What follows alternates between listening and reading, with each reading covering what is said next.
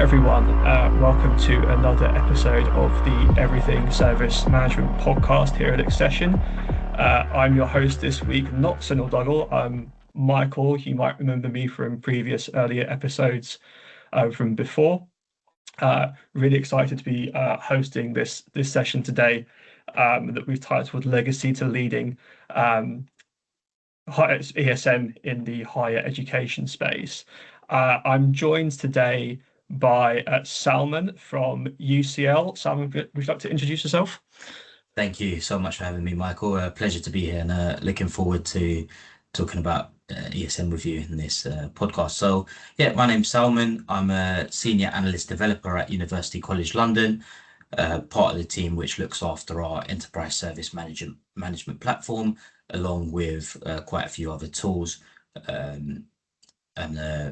really glad to be here today with you. Great to have you on, Salman. Thanks for agreeing to speak to me as a first-time host as well for this podcast. But I think before I start, grilling you with questions and asking you about the UCL story, perhaps with your digital transformation and enterprise service management, I think maybe it's good to give some backgrounds and context as to why we're having this discussion.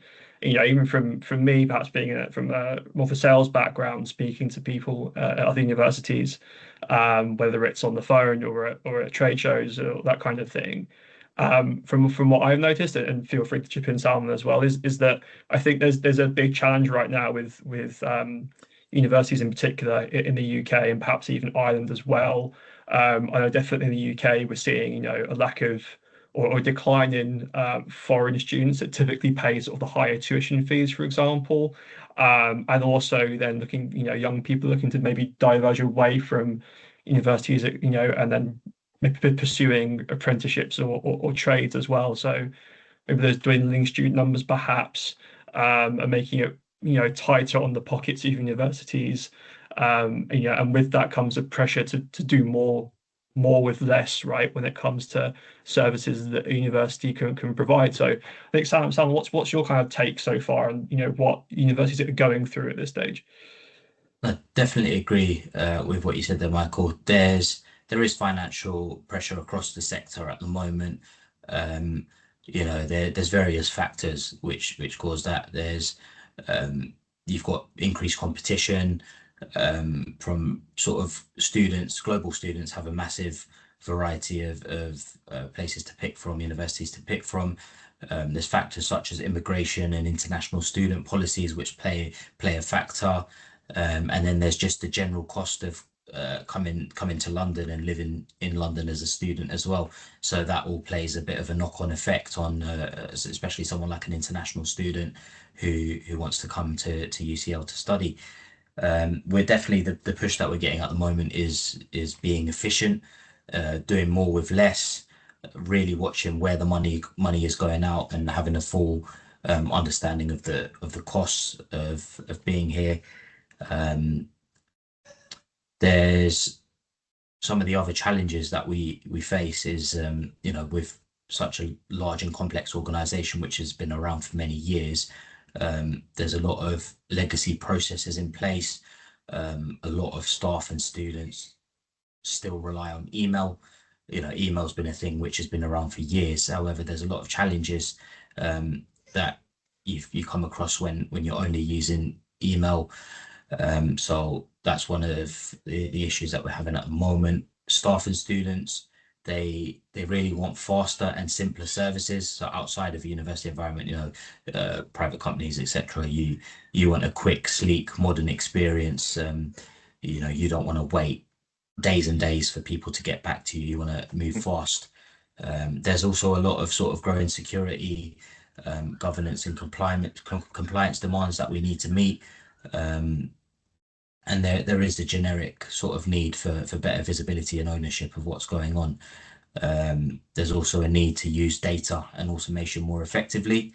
So there's quite a few sort of opportunities and challenges that we're going through at this moment. Yeah, definitely. And I guess that brings us on to then, where you guys are at now at UCL, because you've recently made, or fairly recently made, your own sort of digital transformation with IT service management and enterprise service management, right? So I guess the question I have right now is, considering all those challenges, like, where were you guys before making this change, and like where are you at now? Can you walk us through kind of that transformation journey? Definitely. It's been an exciting, challenging, interesting one. Um, you know, so the previous platform which we had in place at UCL, that was around for say 10 plus years. And that was very, very ITSM focused. Um, what happened was the particular product that we had reached its end of life. Yeah, And, you know, by the time we got to the end of life, our product owner already sort of realized that what the organization wants and what the tool has to offer was very different. And, you know, so he highlighted that to senior management, our directors, and some of the higher ups at the uni. And it was quite evident there was a clear need, not for a like for like replacement, but for to start this ESM journey.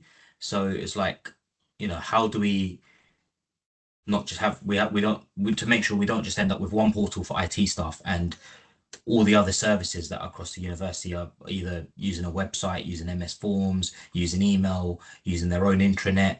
It was really, it was sort of, our hand was forced a little bit because the current tool was end of life. Um, and being a university, it's like, okay, there is a need for a change now. Whereas if there was a couple of years left, it would have been like, let's just push it down the road. We have to yeah. manage costs and stuff like that. Money is very important in a higher education institute. So when that was highlighted, that kick-started off an ESM program. And then essentially the whole sort of concept behind it is that we don't just go for an IT tool. We look for something that can cater for the other areas of the university as well. The bottom line in the core was to improve the user experience across UCL, to be able to support more services across UCL. And then obviously that's when sort of the program started and Xcession came in, and we sort of highlighted and laid out what our current state was. We then, using Xcession's knowledge of ESM, and we sort of mapped out all our, well, not all, we started with a few. It was very important to start with a staggered approach, but we sort of did it as a step-by-step change, and highlighted our current state, what are the solutions that we'd like to see. And now, after going through all of that, we've now rolled out the new platform, and it supports IT, but along with IT, it supports 15 other business areas across the university. So the likes of HR, estates, library, what else is there? Student fees. We've been able to onboard these other areas onto the platform, and now we have that stronger foundation for future growth. So we've got a unified experience for the users. So if you're in the university and you provide services, whether that's to staff, whether that's to students, whether that's to external users, we now have that sort of one-stop shop to go to and set that up and provide a better user journey.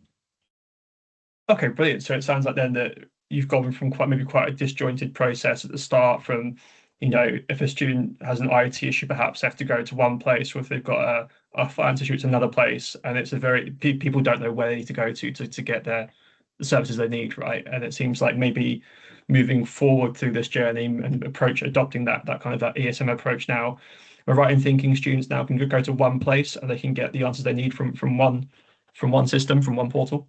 Yeah, definitely. Yeah, that highlights it. Yeah, perfect. So I guess, like, how, moving on from that, then I guess how do you then involve other departments? So what started out as ITSM, right, on the previous platform, how do you then start to incorporate other departments into this project? So it can be an interesting challenge. So some departments and areas will be really keen. You know, we want to move away from email. We want to utilize the benefits of the ESM platform. You know, where you can track things like when the request was submitted, how long has the request been open, how many incidents are open at this stage, workload allocation, how many of my staff members or members of my team have this many tickets assigned to them. So some areas are really keen on improving their user experience and sort of workload management through the tool. So they're usually the easier ones to onboard because they already have that push to improve their service. Some of them, you know, especially, you know, at a university when you're dealing with a mixed set of stakeholders, mixed set of users, you're a little bit more against change because, you know, the process works and it would mean you, in a way, disrupt things for users a little bit, even though that disruption could be for the greater good for that moment, where you'd have that bit of disruption. So what we did, and I think what worked well, was we got it right with IT, we got it right with some of the newer areas we onboarded, and then once we started with 1, 2, 3 areas, we could then use that to then demo and present to other areas of UCL. So IT, for example, we showed that you know, there was a particular team and they were getting thousands and thousands of emails coming in. When we shifted them from email to the ESM platform, and we shifted them to push their users to use self-service forms, where what happened with those forms, you're already getting the user to pre-fill out the exact information you need for you to then be able to help them. They saw a massive increase in their response and resolution times. They were meeting their targets, and the customer survey and feedback for that particular service, you know, it was a really positive reflection. So once we got it right with particular areas, we then used that to show other business areas about the benefits that you could have. You know, it was about clear assignment, clear tracking, making sure your end users have visibility of what's going on rather than having to send up follow-up emails and stuff like that. Yeah, so I guess it's kind of almost like dominoes, you know, like you start off with 1, 2 quite slowly, and they will start to fall quite quickly, right? So if you're able to, you know, demonstrate that value from a new way of working, sort of by one department at a time, and you know, the more departments you get on board, I think the easier it's become for you guys to then adopt new other business areas onto that same platform as well. No, definitely, and you know, then it slowly becomes, and as it did with us, it goes to it becomes the go-to place for the user. So instead of, whereas before ESM, it was like, as a student or a staff, you're sat there thinking, do I send an email to this address? Do I go to this particular website and fill out this form, or do I go fill out an MS forms? It's now the sort of end user behavior has changed. So yeah, let me go to our one platform and find what I need through there. Yeah. Yeah. Okay. So obviously, clearly, then this is, you know, you've been able to sort of demonstrate that value. So not just of the departments of staff, but then therefore the students as well, right? Through giving them that kind of one place to raise requests or access services, right? I guess following on then from, you know, an Xcession, we kind of consider ESM as a core foundation that organizations need before they start rolling out things like AI, for example. So if you have multiple departments on one particular solution, it kind of means that your AI can extract data from various parts of the business, right, from one data source, rather than having different tools with different AI chatbots and co-pilots and whatnot that can make the process quite complicated. So the question I have then is, you know, where are you guys currently at with your AI journey right now? So it's quite an interesting one. We're still quite early on in our AI sort of readiness journey. But what's interesting is moving away from what we had before and now having a up and running ESM platform. We've now got a lot of data in a single place. And what we've done is we've started small with some of the AI features that come out the box from the tool that we went with. Things like note assist for a specialist. So a student submits an issue, say I'm having a problem with this device and these are the things that I can't do and this software is not loading, and they've sent and they've filled out quite a lot of information. The note assist, which uses AI, will summarize that for the specialist or the agent that's trying to resolve the request for them.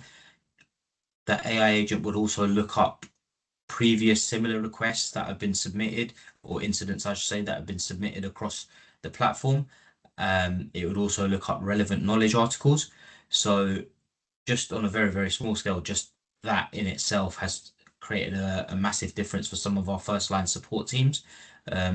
Just basic AI functionality that's been allowing them to use the tool to provide a quicker resolution.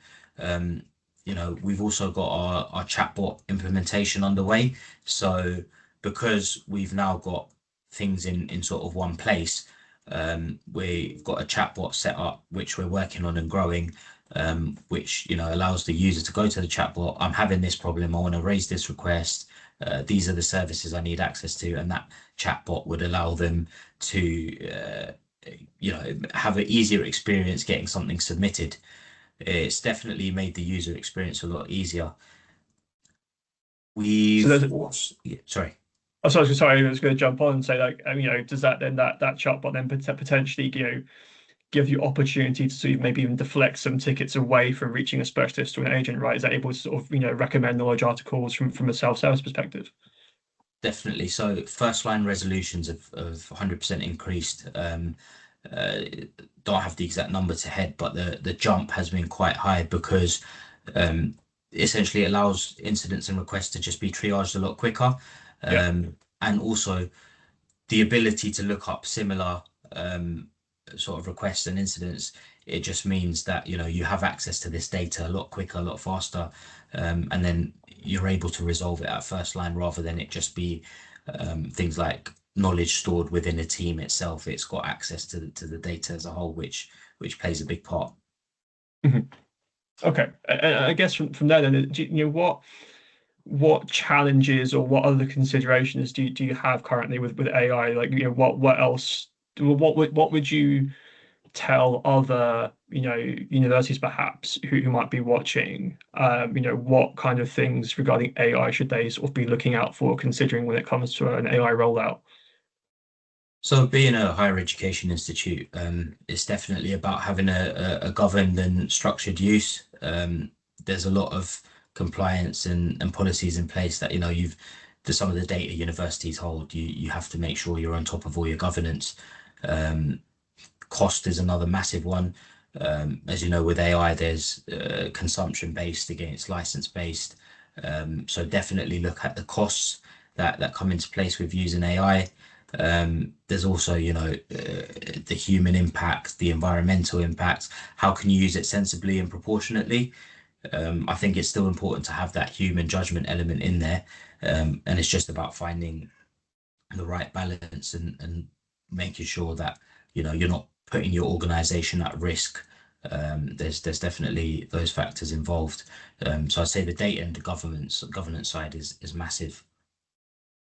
Yeah, so maybe then perhaps for anyone watching, maybe not just from higher education institutions like university, but elsewhere as well, perhaps then the most important thing that people can do before even considering an AI rollout with a current platform or going through a transformation with another solution is to ensure that their foundations, their governance, their data is correct, and it's done properly first. They've built the foundations before then starting to maybe have more of a gradual rollout as opposed to everything at once, which is that's probably the best option to take.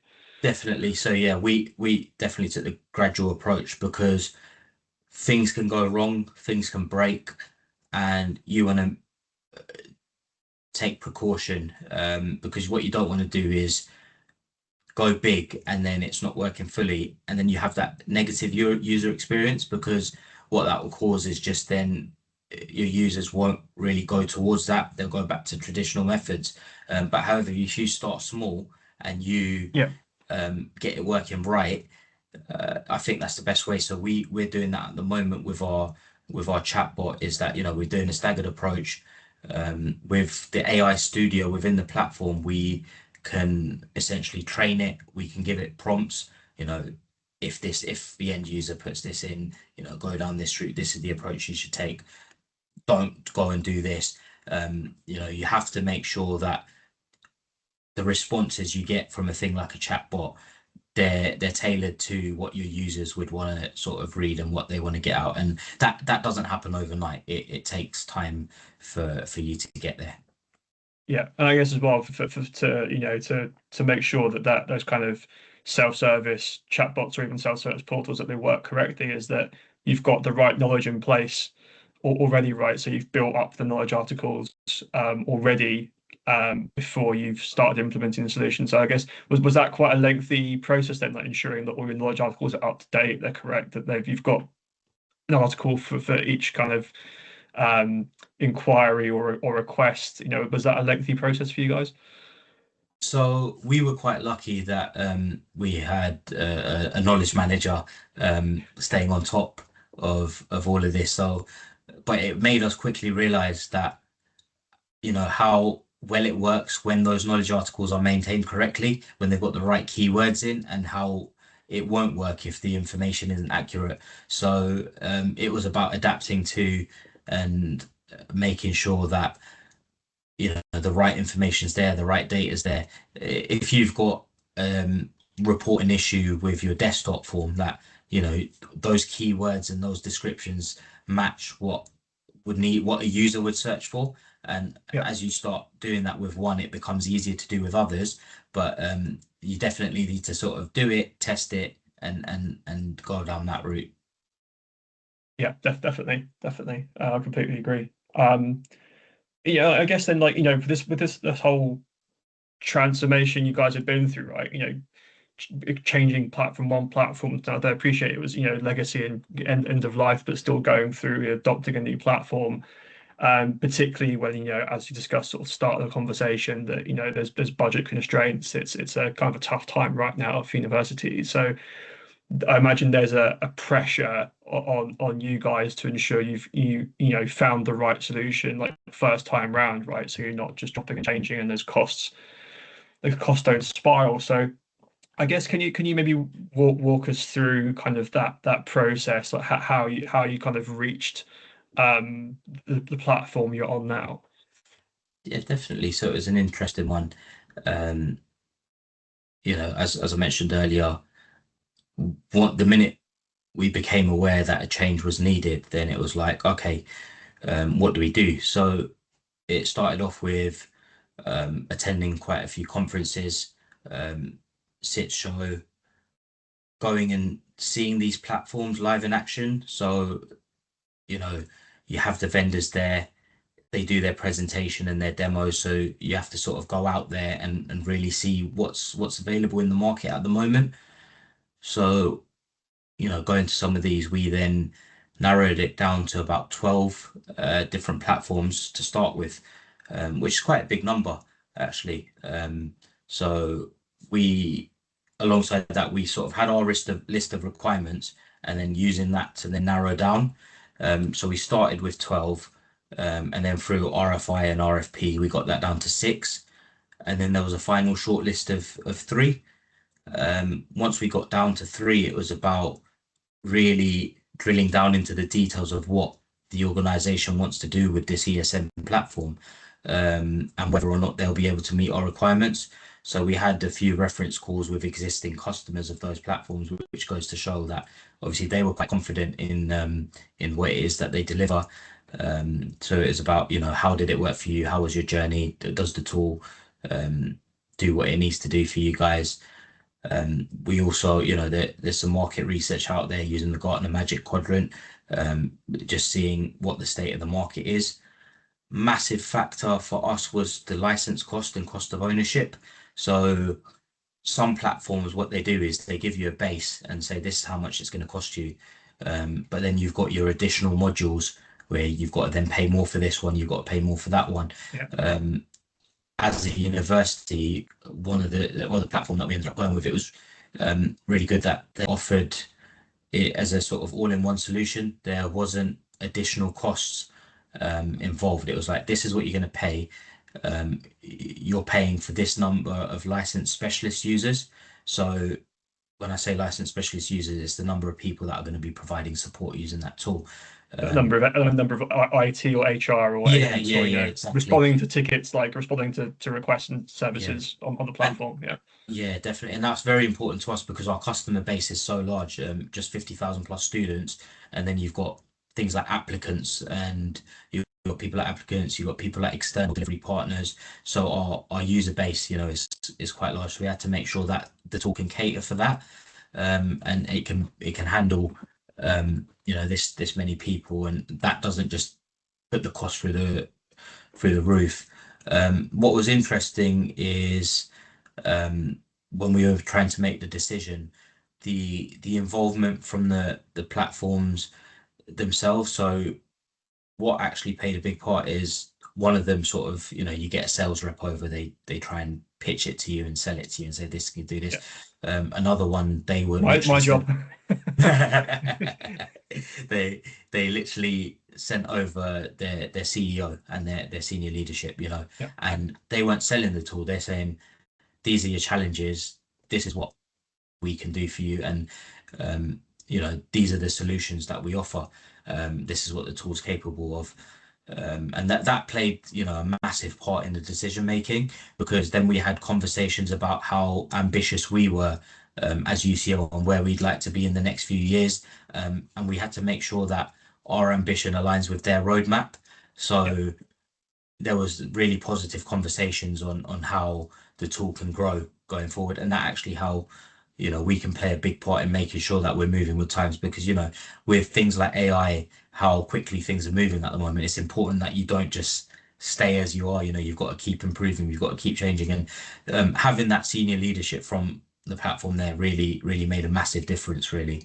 Some of the other factors we had to consider was the integration and customization capability. So how does this platform talk to some of the other platforms that we have out there? Is there a out the box integration, or do we need to go and build our own APIs and stuff like that? We had to bear that in mind, and that helped us, narrow it down a bit more. We wanted to make sure there was customization capability, but not over customized, so we end up in a state where we're just building and bolting things on. So it was about finding that balance. That was another big part. So there's quite a lot to consider, and I think if especially as a higher education institute, cost was a massive part, but then also making sure that your roadmap aligns with theirs is two of the important things, I'd say.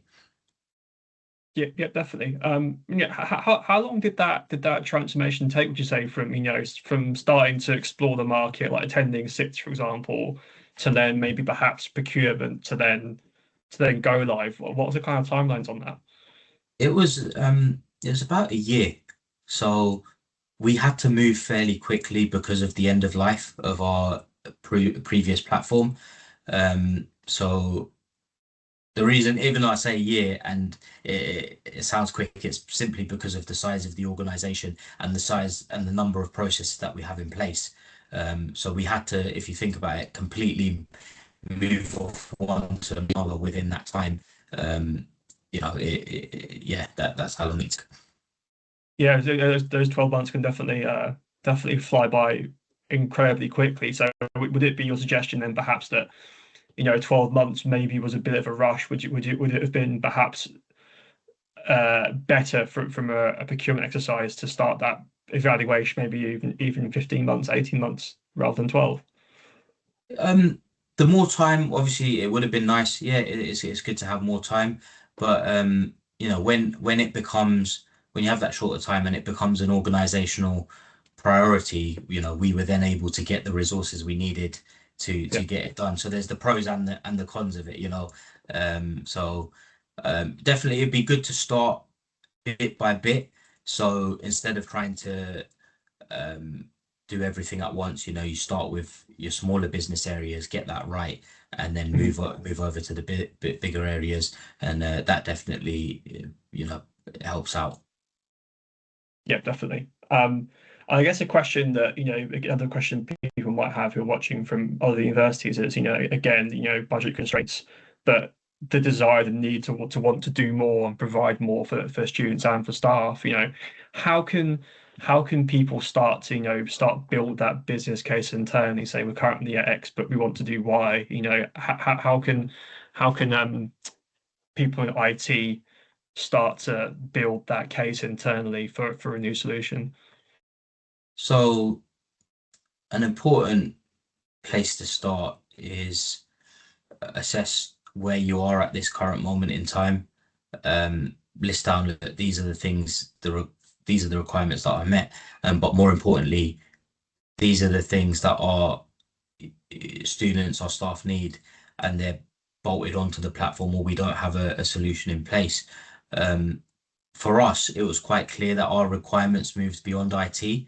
And obviously that's something that our product owner highlighted to senior leadership, and we had like non-IT processes bolted on and they weren't part of the tool naturally, and that causes things like tech debt. It causes time and cost to maintain those processes, and it's about identifying what your user experience is like currently. So we used like a CSAT survey, find out, is it easy to get help with this particular service? Is it hard for this particular service? Get your users to engage with you.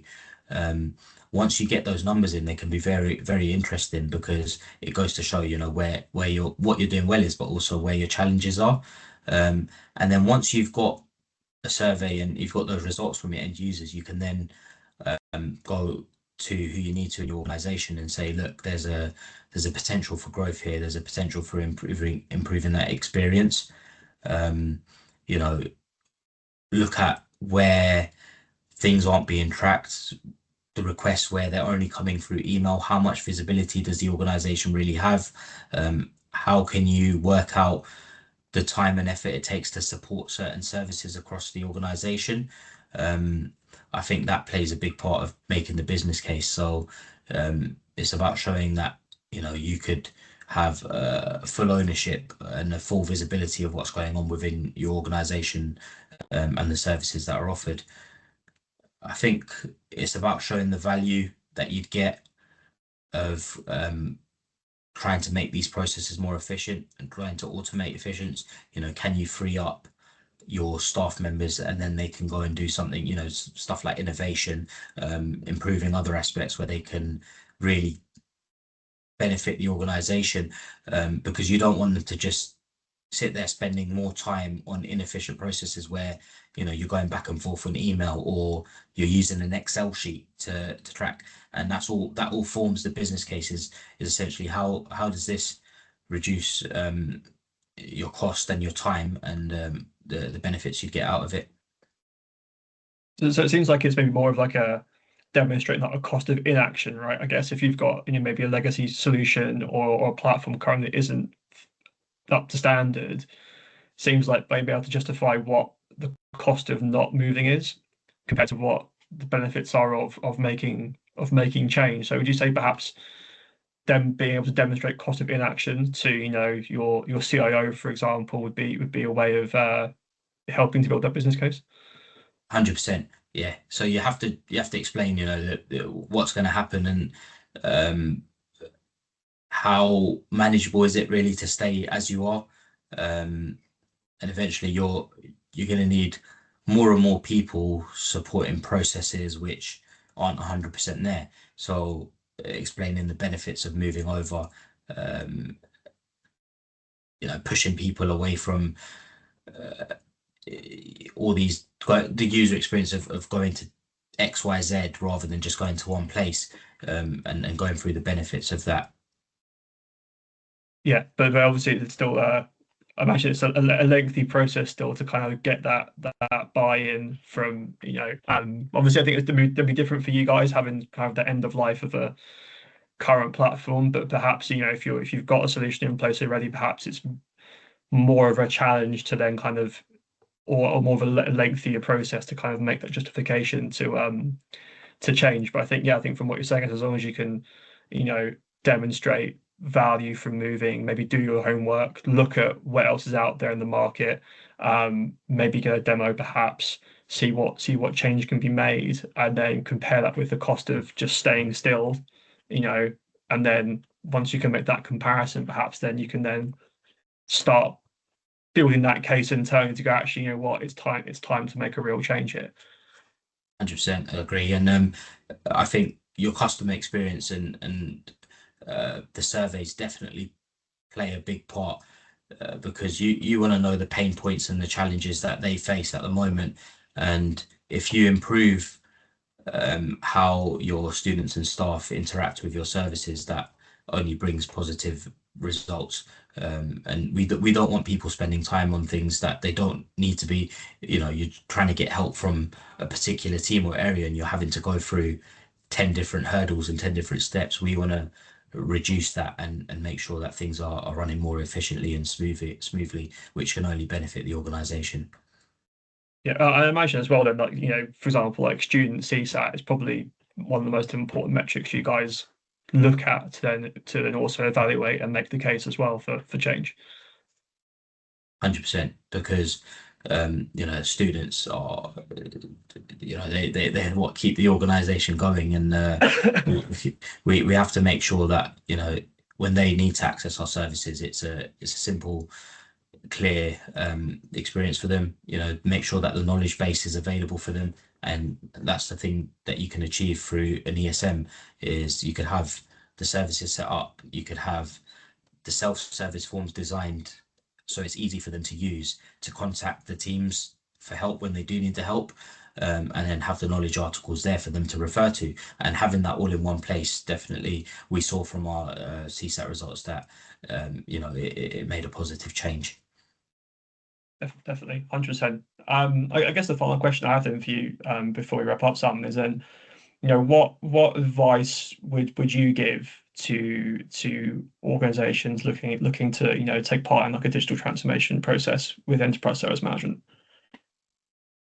It's quite an interesting journey. So I think knowing your current state and where the issues lie in your organization is definitely a important place to start. So what are the pain points that you have at the moment? Then you sort of identify what problem it is that you need to solve. You need to find a solution that fits to your practices and your business needs. There's so much out there in the market, but you need to know exactly what requirements you have, and you need to know what your sort of non-negotiables are. Feature wise, what you want the platform to do for you. Another important sort of thing to consider is you could have the best tool in the world, you could have an amazing tool, but if your service ownership in your organization is unclear, you're going to run into challenges. So you need to know exactly who owns what, who's responsible for what within the organization. So that way, when you go through that transformation piece, you work with them closely on how you can improve your user journey. Perfect. Salman, thanks so much for running us through kind of the UCL story, that starting point of a legacy system, and taking us through that ESM journey to where you are now, and starting to go from that to realizing value of AI, not just in IT but across departments as well. So that's really great to hear, and it shows to, I think, other people listening that like what the art of possible really is. If anyone wanted to reach out to you or get in contact with you, Salman, to kind of learn more about what UCL are doing, how can people reach you? You could find me on LinkedIn, Salman Ahad, or pop me an email, s.ahad@ucl.ac.uk. More than happy to share our journey and anything that we could assist other people with. Perfect. Yeah, and if you wanted to sort of learn, how Xcession supported UCL in this process, you can reach out to info@xcession.co.uk, and we'll be happy to get in touch as well. So once again, Salman, thanks so much for joining and for taking part in sort of my first time hosting a podcast as well. So I hope it's been good. It's been great. Perfect. No, you're great as well, Simon. Thanks very much for coming, and thank you everyone for watching or listening as well. So until next time, take care. Thanks very much.